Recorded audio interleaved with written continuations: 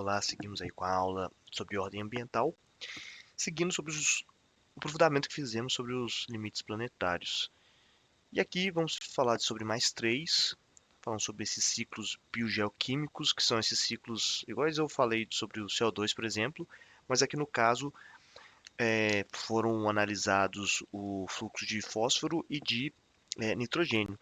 Os dois também acima dos parâmetros estabelecidos como limite. Isso mostra também que o que faz a quantidade, né, disponível desses elementos é também resultado de desequilíbrios planetários. O uso de recursos hídricos é muito importante também. Aqui foram utilizados só dois parâmetros, que é o uso de água doce e água verde, como eu falei antes, né, já havia falado, e que o limite considerado seguro para o uso da água azul, a água azul é a água doce, é de 10,2% de desvio e já está em 18,2%, enquanto a água verde, o limite seria de 11,1% e já está em 15,8%, ou seja, os dois já ultrapassaram esse limite, né, que é desviar essa água para outros usos. E por fim, a carga de aerossol atmosférico, que como eu falei, né, são essas partículas que estão suspensas no ar, mas que não foi ultrapassado esse valor, como eu já tinha dito anteriormente. Outra coisa interessante também, que é muito dita, né, geralmente se fala muito sobre o buraco na camada de ozônio, que seria, de forma técnica falando, seria o esgotamento do ozônio estratosférico, eh, que é o O3, né? O limite considerado seguro é de 276, que é essa unidade que mede a densidade do ozônio, não importa agora, e o valor está abaixo, ou seja, não foi ultrapassado esse limite. Inclusive, olha só que interessante nessa evolução que eu coloquei de 2014 a 2019. O ozônio, nas partes polares, de fato, esses locais são mais rarefeitos. Tem menos ozônio nessas áreas.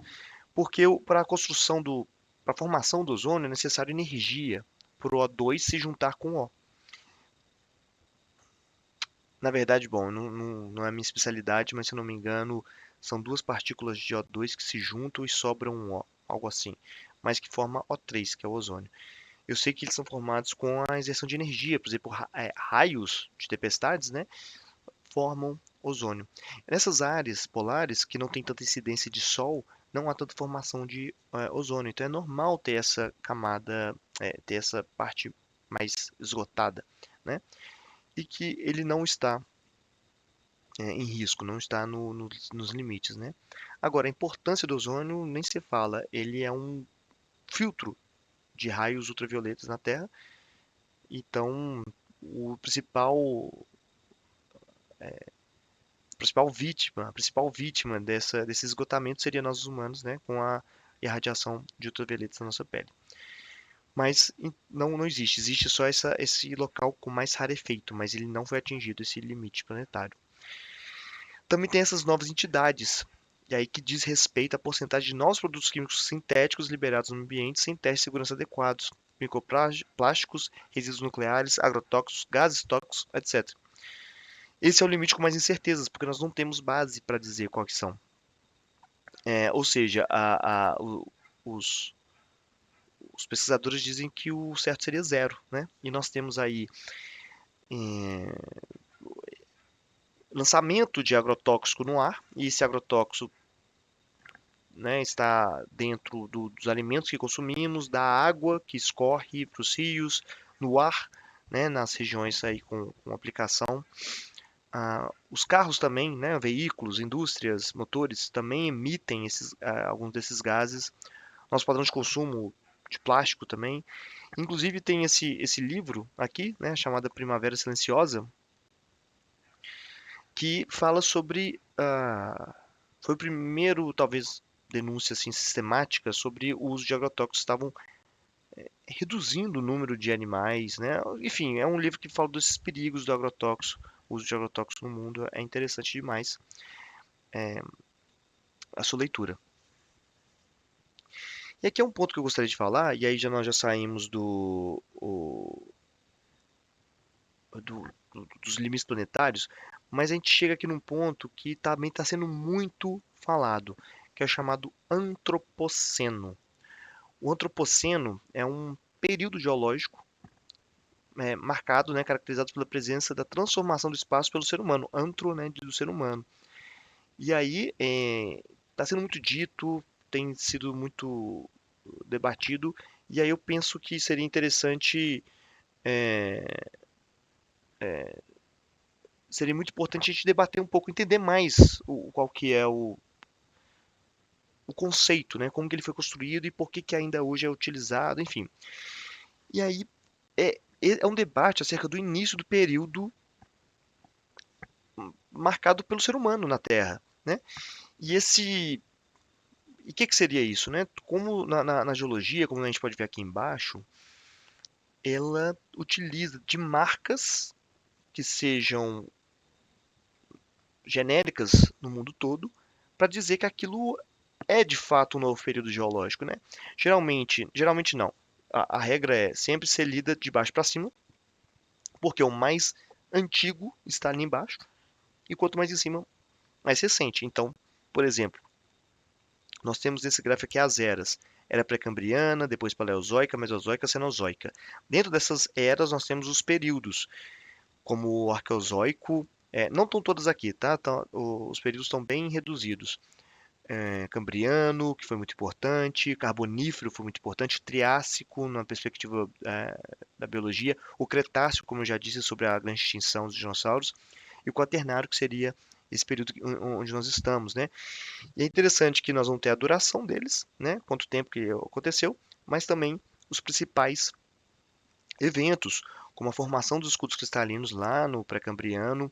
O cambriano foi a explosão, chama explosão cambriana, quando houve um grande aumento da biodiversidade na Terra. O carbonífero com a formação das florestas, o triássico com o aparecimento da pena, o cretáceo quando foi a divisão da Pangeia e extinção dos dinossauros, e o quaternário quando surgimos, né? Dentro desse quaternário nós temos uma nova divisão e dentro dela está o Holoceno, que seria o momento que nós estamos. E para dividir o Holoceno, dentro desse quaternário, haveria então as, as, o Antropoceno. Esse Antropoceno, a característica dele é nossa, né? O principal evento, não só o surgimento, mas a nossa marca mesmo, né? A nossa transformação do espaço. Um dos debates que foi levado é se é, qual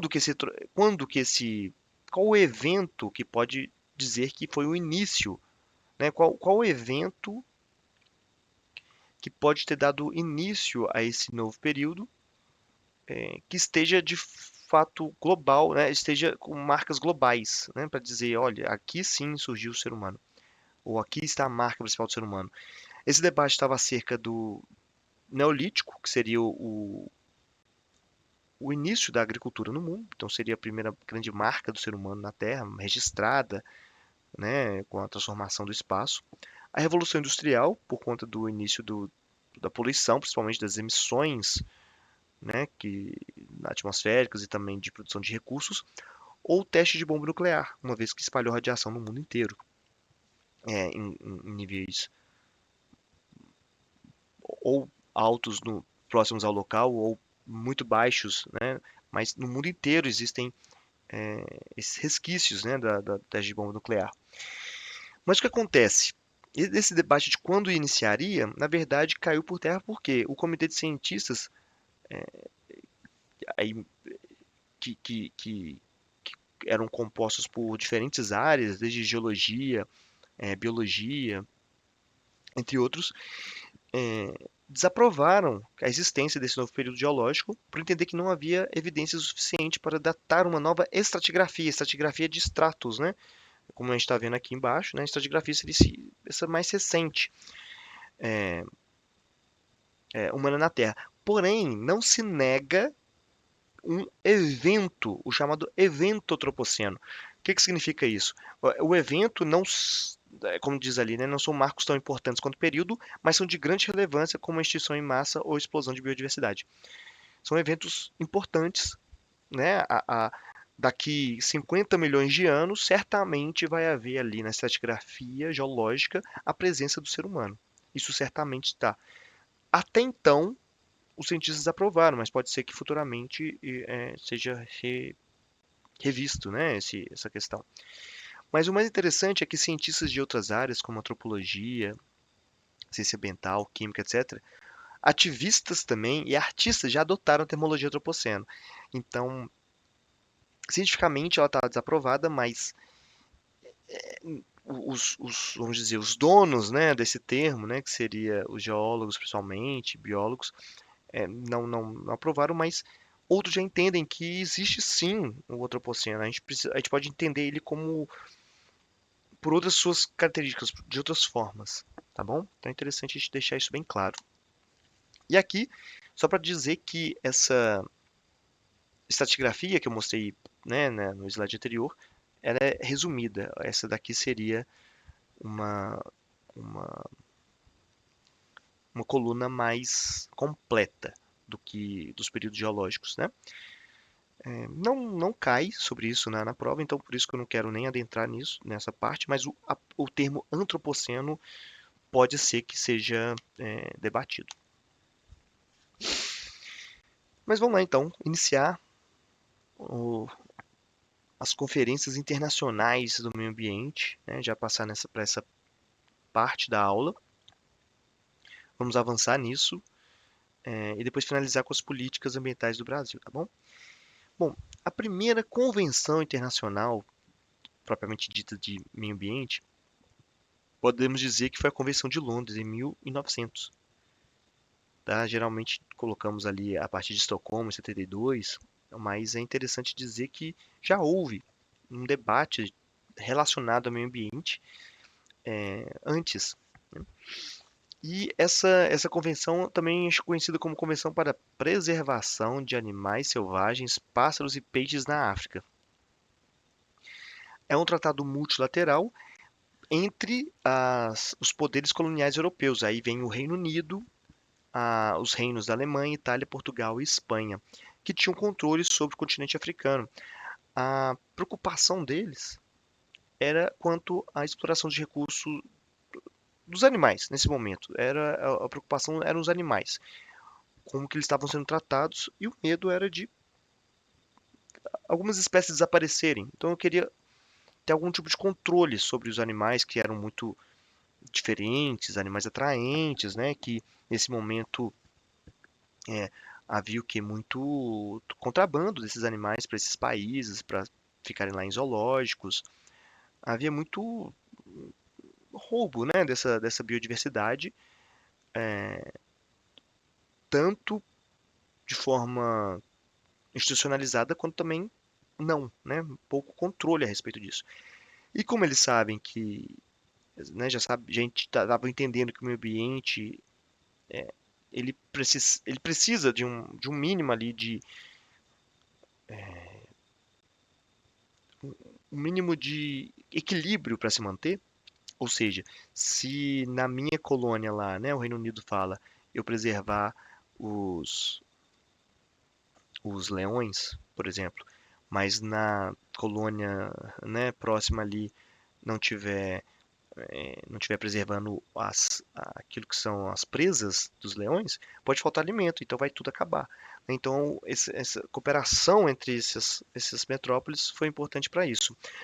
Na verdade, seria importante porque ela não foi para frente, né? Ela não entrou em vigor, na verdade.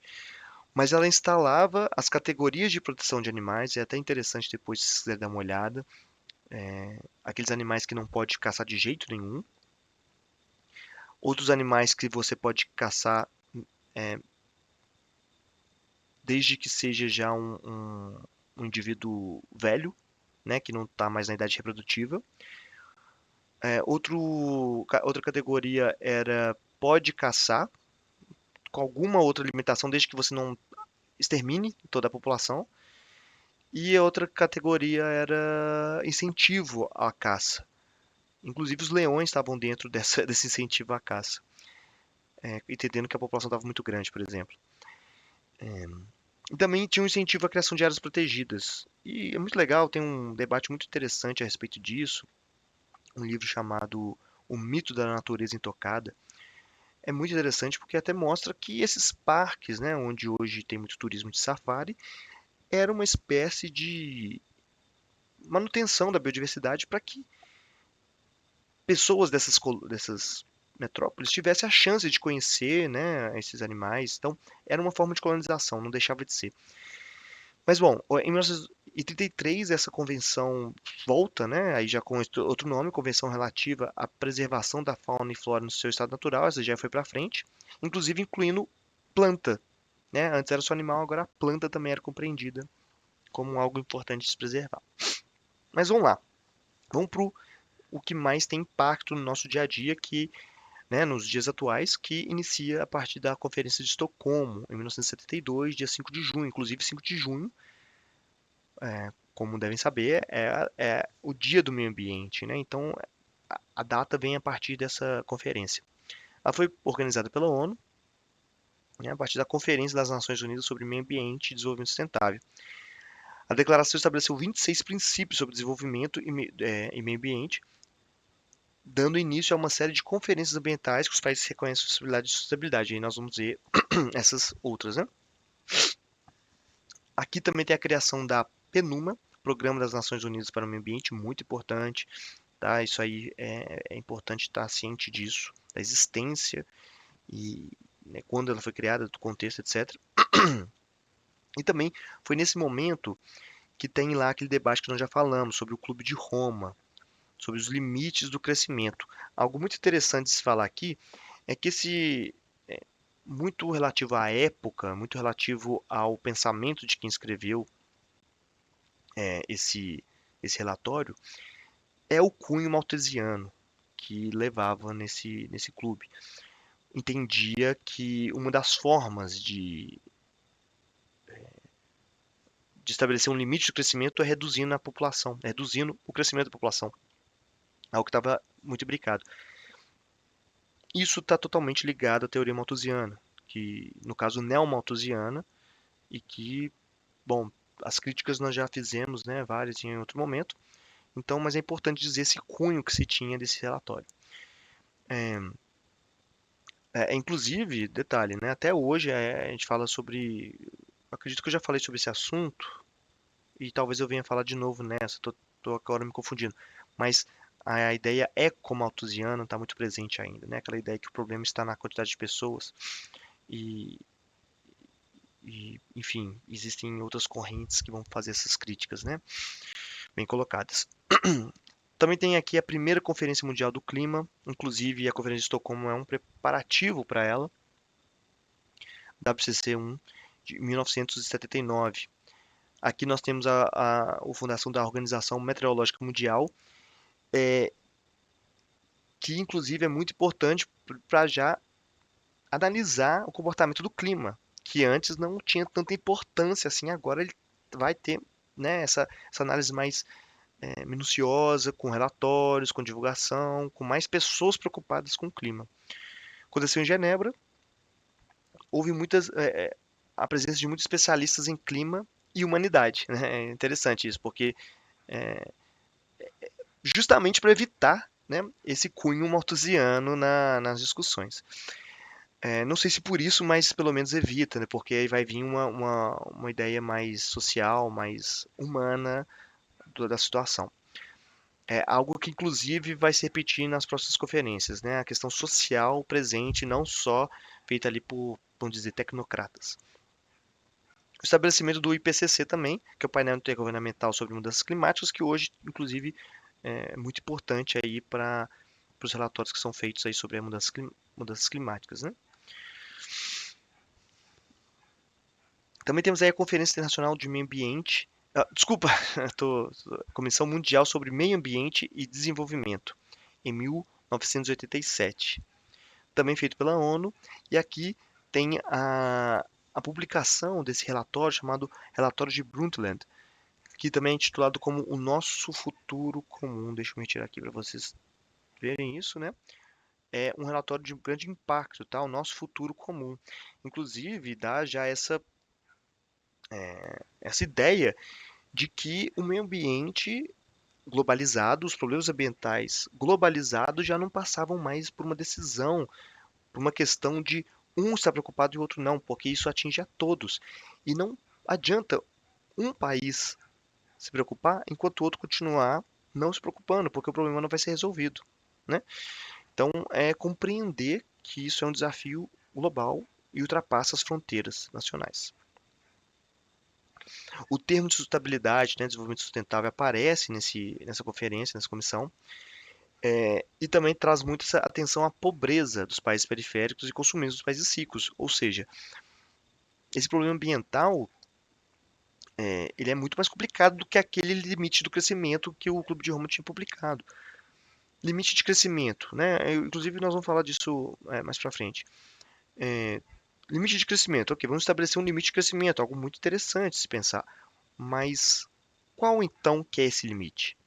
O limite é todo mundo, todos os parâmetros que nós escolhemos, nesse exato momento vão ter que parar aqui agora. Beleza, paramos. Então ali a taxa de consumo de, por exemplo, combustíveis fósseis de uma pessoa que nasceu nos Estados Unidos é tanto. Uma pessoa que nasceu na Bolívia é tanto. Os dois têm que consumir, manter aquele consumo, né, sem crescer. A pessoa dos Estados Unidos não pode crescer, a pessoa na Bolívia também não. É muito discrepante o quanto que cada um consome. Então, na verdade, seria manutenção dessas desigualdades? Isso é algo que travou esse debate. Então, esse consumismo dos países ricos e a atenção à pobreza dos países periféricos tem que entrar para ver como é que vai resolver essa questão. Trouxe dados também sobre o aquecimento global, chuva ácida e destruição da camada de ozônio. Algo que depois, quer dizer, depois não, né? Nós acabamos de ver que algumas aí, né? A questão da camada de ozônio já foi revertida, mas outras aí não. Chegamos ali depois na Conferência do Rio 92, feita em 1992, chamado de Cúpula da Terra. Foi também uma conferência das Nações Unidas sobre o Meio Ambiente e Desenvolvimento, e o evento pediu aos governos mundiais que reconsiderassem o impacto ambiental das decisões políticas e dos projetos econômicos, estabelecendo também a Agenda 21, muito presente, né, nos debates empresariais de investimentos, né? E esse é um ponto muito interessante. Esses projetos econômicos, pensem o seguinte: quando vai haver algum tipo de empréstimo, algum tipo de financiamento de projetos, né, o Banco Mundial, o FMI e outros financiando, tem que considerar o impacto daquele investimento em relação ao meio ambiente. O FMI, por exemplo, já emprestou dinheiro para o Brasil para fazer o projeto Carajás, que é um dos maiores projetos de produção de ferro no meio da Amazônia. Né? E simplesmente pegando esse ferro, transportando para o porto em São Luís e exportando. O que que isso tem de ambientalmente favorável? Absolutamente nada. Na verdade, é o contrário disso. Né? Inclusive, qualquer dado a respeito de desenvolvimento social vai ver que é muito pior do que se houvesse um projeto de fato de desenvolvimento local.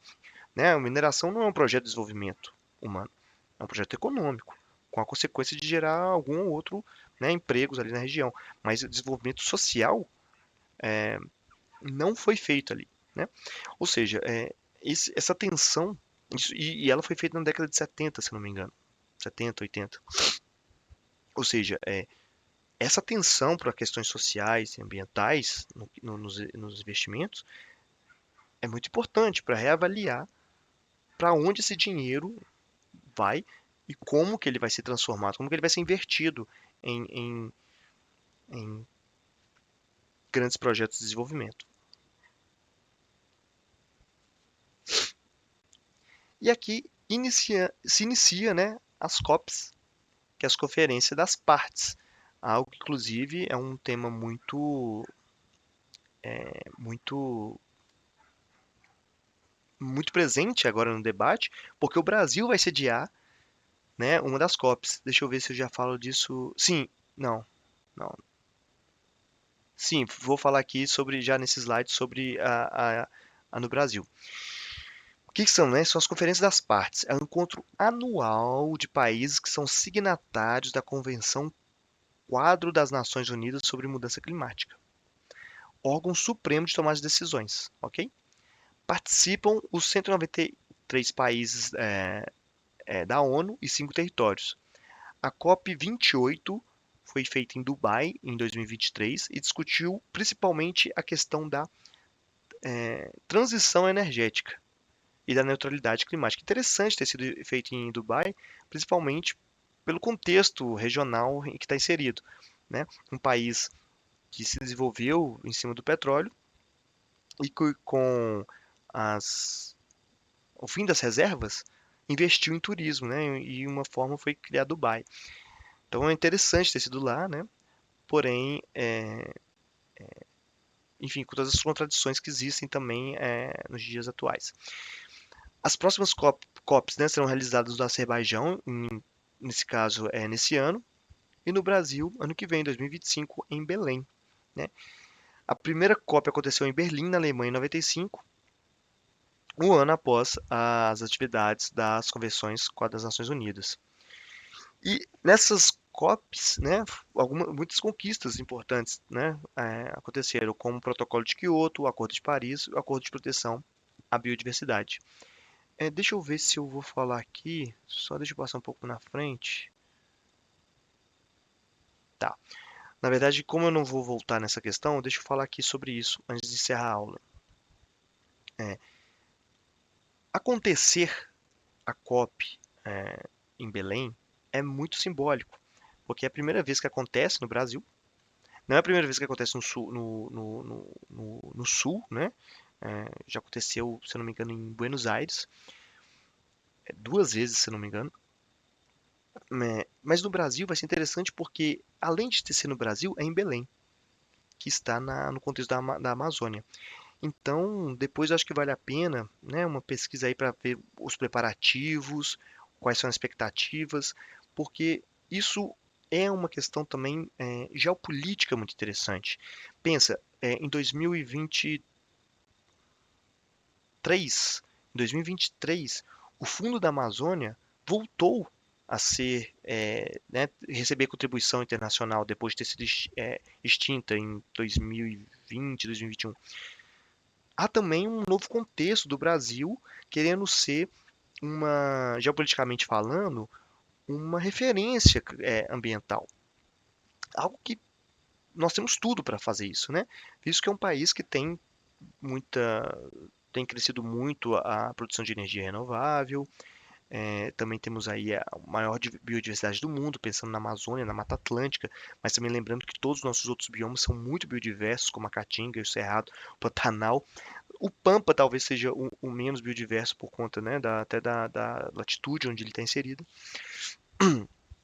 Mas é interessante pensar nisso, porque esses preparativos são muito, os preparativos, obviamente, mas a participação do Brasil enquanto sede dessa COP é muito simbólica e pode trazer algumas importantes viradas, né, em termos de posição do Brasil em relação ao meio ambiente, né, ter outros olhos sobre o Brasil em relação a isso, principalmente a investimentos em transição energética, em proteção à Amazônia, biodiversidade, enfim, um evento meio ambiental que acontece numa das florestas mais visadas, né, do planeta pela sua importância ecológica de como um todo, né? Então, é isso. Na próxima aula nós vamos desbravar mais sobre essas conferências, mas principalmente sobre esses protocolos, né, o Acordo de Paris, porque eles são muito importantes e caem bastante sobre esse assunto. Tá joia? Até lá!